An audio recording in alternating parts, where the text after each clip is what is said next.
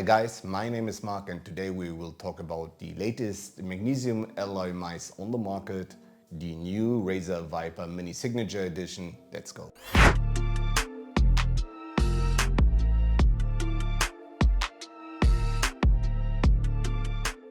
As a lot of you people, or I think everyone who's like on an enthusiast market of gaming mice in general knows, RAZER dropped the new VIPER Mini. Everyone was asking about it, but no one was asking about this, because most of you guys know the Mini, this one here with 8,500 DPI and a price below $40 nearly everywhere in the world, as a small shape mice with a good click latency because of optical clicks and high longevity and a decent quality for the pricing.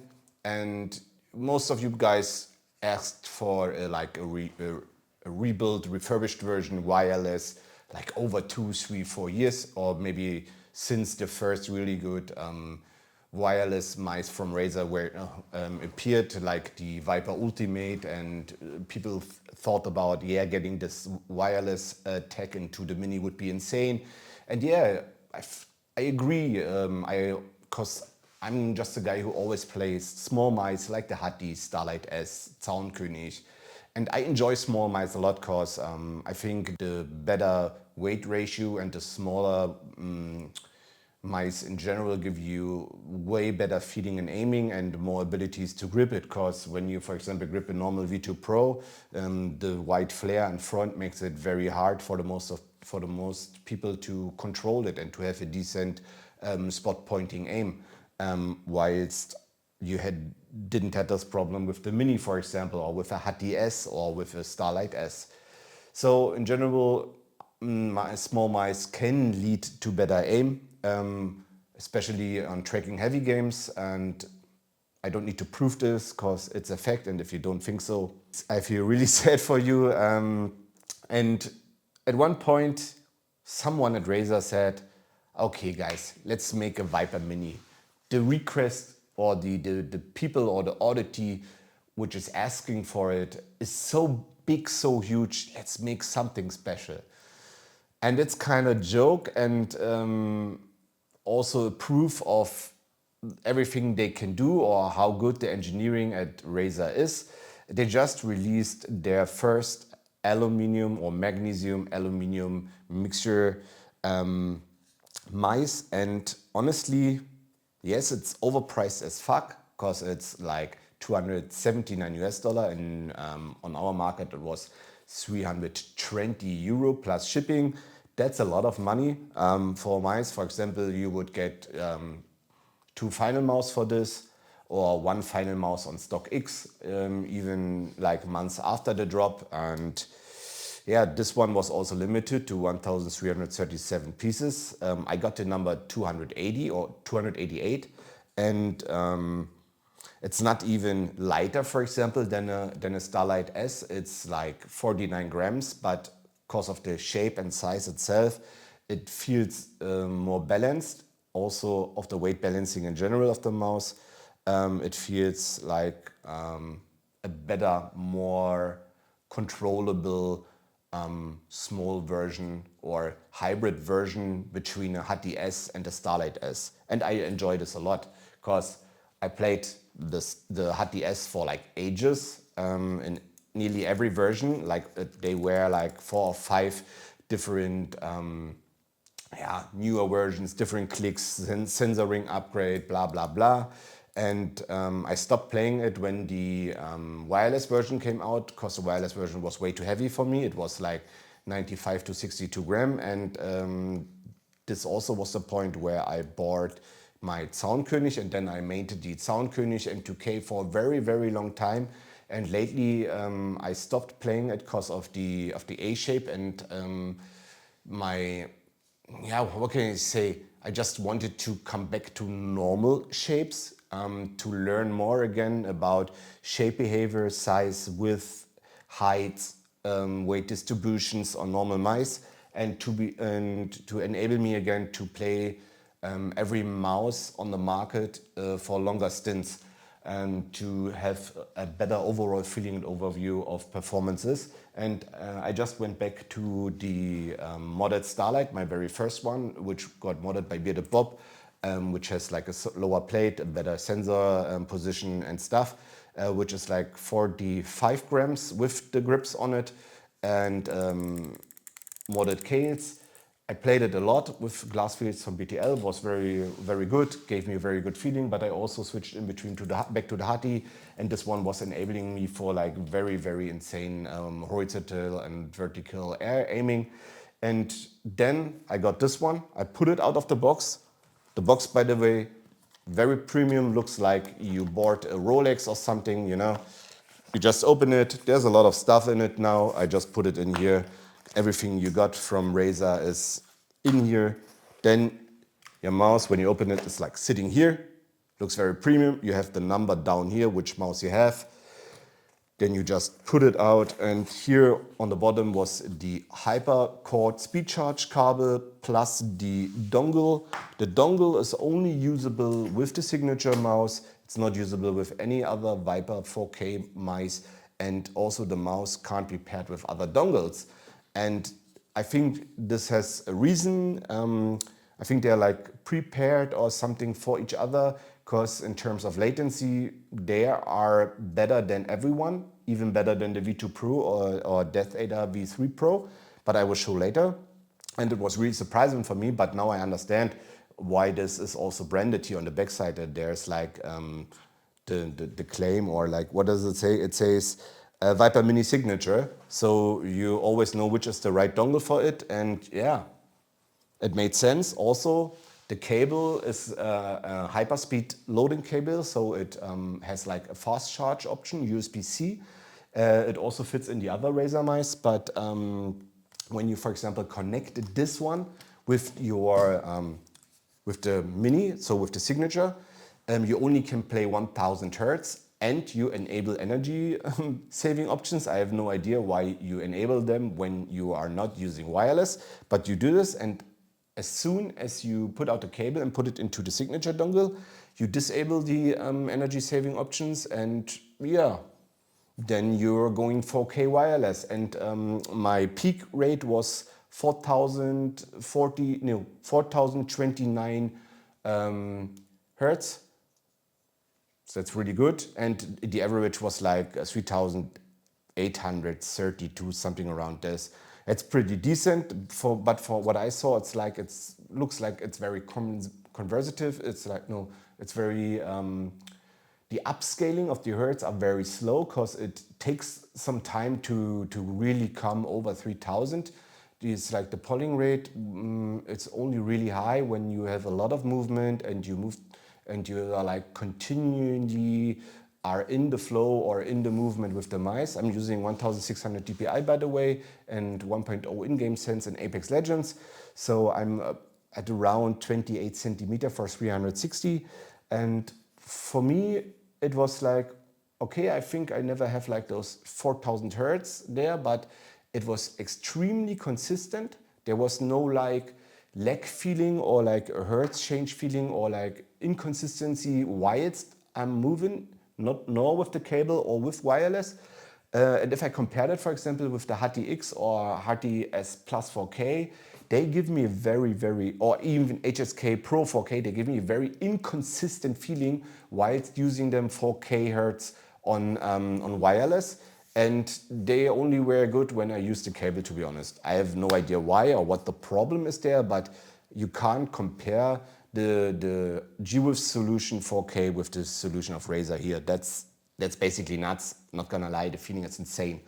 On the here on the V2 Pro, when I was playing this, before I wanted to make the first review, the sensor feeling was very like, how can I say, like rusted, slow, a little bit like it was behind or needs some time to get fast or whatever. Here, I never had this feeling from the start on. It was like, even with the cable at the beginning, I felt like a little bit jittery, to be honest, when I used 1000 Hertz, and I thought, what the fuck, that's really good. And then I just switched over to 4K, and then I saw, wow, you can really do insane tracking with this one. And I like this, it's very good. Besides this, You have a lot of options to set. You can't set the debounce because they use like optical clicks here.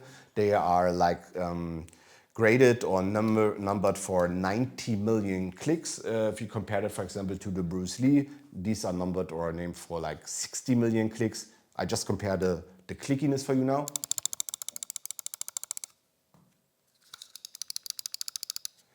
I know this is metal, this is plastic, but just by snappiness, I feel like my Bruce Lee version is a little bit more snappy, feels a little bit more snappy. And yeah, it's a little bit, to be honest, this one feels a little bit heavier to press. And here it's like the force I need to press it is lower, but it's not that snappy. But in general, those metal mice, like also the Starlights, give you awesome, insane feeling while it's clicking. It's very enjoyable. And another thing here is what they did after they just made a whole alloy magnesium top shell for you with extreme big holes, where a lot of people already complained about it. They just gave you a metal scroll wheel, which feels very, very good, has a very nice click point. Also, it's not very loud. But one thing I had was like the problem that when I only just use one step of the encoder, it doesn't react in the game or in Windows. Sometimes it's like jumping over the encoder step. I have no idea why, and it's just sometimes it is, sometimes not. I have no clue, but yeah, it's not flawless for 320 euro. Also, another flaw, a real big flaw in my opinion, on my copy is that like click 1, also mouse 1 and mouse 2 have different heights here on the end, in this area. Here, the M2, the right click, is directly laying on the middle and is laying off, and this one not, because I can click like here, and here, nothing happens. It's laying off. This is also visually, so I can see it, that like the right click is way, way lower when I'm watching from here, and in the front, it makes the right click even higher than the left one, and it gives you a little pre-travel before clicking. Also gives you a totally different click feeling because like the angle where how the click is different from left to right side, and that's not a good thing. My side buttons are like without any problems. I have no flex, no squeezing. My bottom is totally accurate. Everything is nice, no scratching, all good. But this one, I don't know, man. It's 320 euro. And for me, this is a major flaw because it's a mouse and I only use or mostly use left and right mouse button click. So we just contacted RAZER support. We will see what they answer us. I will keep you guys posted about this. But for now, I have to say 320 euro is way too overpriced. 170, 180, 190 euro with the dongle, maximum 200. Totally okay for this product. If this will be released like in a plastic version, not more than 150 with dongle. And yes, it's worth it. The shape is nice, how it feels, how it behaves. It's very, very superior compared to the other RAZER mice. And that's the first RAZER I think I will main for the next at least 2-3 weeks until something better comes out maybe. But for me now, this is since a long time one of the only mice which may get my new main. And I was pretty surprised yesterday already thinking about this to main this product or the mouse in general for the next month already, because I'm really impressed, not gonna lie, by how it feels in game. Besides this, RAZER gives you a lot of stuff like 2 stickers, you don't need them, and they give you here some grip tape. I have no clue why you should use this grip tape, because the coating of this mouse is basically the best one I have ever experienced, and yes, it's better than the one of the endgame gear, which feels like rubber and you see every touch on it. Here I can touch with sweaty, fatty, oily hands on it, and I just swish with my shirt or whatever over it and it's clean again.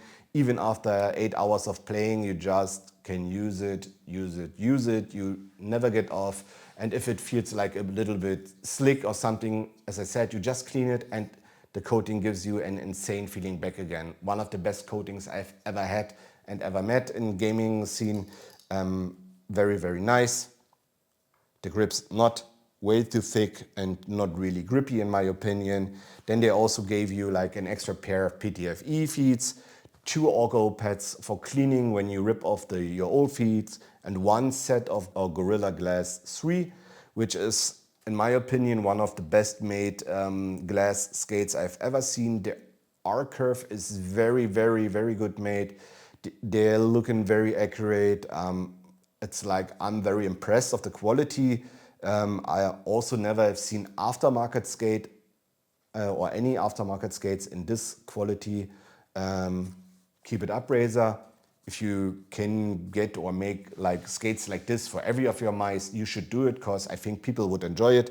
I will test this one later, but for now I'm sticking with the PTFE ones, because I also need to review some new glass pads in future. I already have the Pulsar one here. Basically, I played this one here with my black Walhaut, and on a hybrid pad, these have or give you a very neutral feeling, very based, and even on a glass pad, the feeling is very, very smooth. Honestly, it's an insane good feeling when I compare it with like, it feels super smooth. Those PTFEs, even on glass, feel very smooth, very enjoyable, not scratchy, nothing. It's very good made. But it has to be like this for the money. Huh? At the end, I have to say it's a very good product. The PAV 3950 is also very insane sensor. You feel it. The tracking is on point. The engine itself is on point. You can set a lift off of 2.5 millimeter. It's like, it's an awesome product. And I also measured the latency with the cable and with the dongle. And I also compared it with the V2 Pro with cable and with dongle. And I will show you now, guys. We just start off with the Bruce Lee ones, because it's an optical click mice or it's basically a non-RAZER optical mice. And the latency here is with cable 7.93 milliseconds compared to the signature one with cable, which is 7.05 milliseconds. That's 0.9 milliseconds faster already with the cable, but not gonna lie, this one is really, really paired or like made for the dongle, but I will show you later. The next one, which is like in the 4K league already, would be the Hardy Plus 4K with 0 debounce, which is like 6.94 milliseconds, which is very decent for a wireless mouse, which is not made by Logitech or RAZER. And remember, it also has a Nordic inside and a 3399 sensor. The next one would be the good old GPX, our base benchmark for the 1000 Hertz mice, a 2-year-old product, which performs at 6.74 milliseconds, which is in general very, very good for wireless mouse. And this mouse, since 2 years ago, performs on this insane high level with the low latency. And the next mice I have to mention is the V2 Pro at the 4K Hertz wireless mode. It has 6.49 milliseconds end-to-end latency. That's roughly 0.25 milliseconds faster than the GPX with 1000 Hertz, but with 1000 Hertz wireless, it's 6.48 milliseconds. So it's nearly the same. It performs with cable and with wireless nearly on the same milliseconds. And most of you people wanted to know these numbers. Now you know them. And then for me, the real surprise is the Signature Mini. It performs at 6.1 milliseconds in wireless mode, click to end. So end-to-end latency, that's very, very good in my opinion, because 6.1 milliseconds is insanely fast. It's basically the fastest 4K wireless I've ever measured end-to-end. And just to give you a benchmark, the Soundkönig M2K with 4K Hertz and wired is 5.22 milliseconds. That's like 0.9 milliseconds, 0.8 milliseconds, something but this faster, but it's wired. and it's only a 3360 sensor with way lower FPS rating and a totally different technique behind that, and with non-optical switches. So this one is the new king of wireless latency. Enjoy it. If you can get it later for a decent price, do it. Don't buy at scalpers, and don't buy at €320 on the RAZER homepage. Thanks for watching, guys. See you in the next video. Bye.